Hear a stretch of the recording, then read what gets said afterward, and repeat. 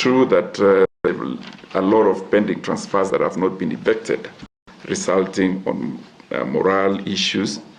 But I want to give an indication that the transfers are on almost daily. We are doing it on daily occasions, and quite a number of transfers have been effected, but we have not attained the desired numbers of transfers. The other challenge of the transfers that coming up is that ones of formed up units. That is the General Service Unit, the Anti-Stop-Theft Unit, that needs an all-round changeover, that these needs huge financial implications.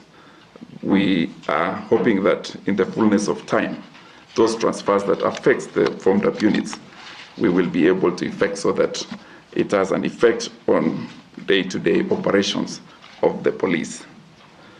But looking at what we needed to raise the amount for police alone was even inadequate. So we sought clarification from National Treasury on this amount, and we were told this is for National Police Service alone, and we needed more to raise what we were able to give.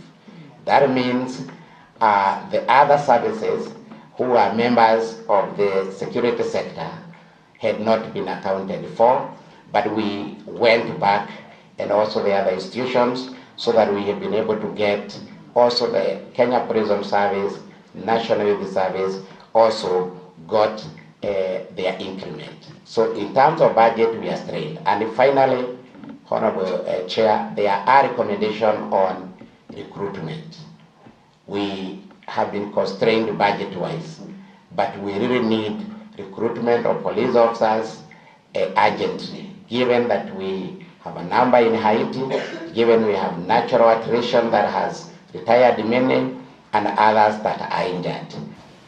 Today, I think the most significant thing, particularly for the officers, that has happened is this salary review and the issue of promotion. And it goes directly in terms of making sure that, or helping, enabling them to be able to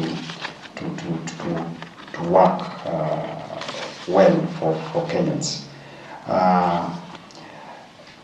The chair of NPSC, to a large extent, went to speak to some of the what are considered to be contentious, and we are having conversations around addressing this. But for me, that is just a small percentage of the bulk of reforms that we are expected to implement.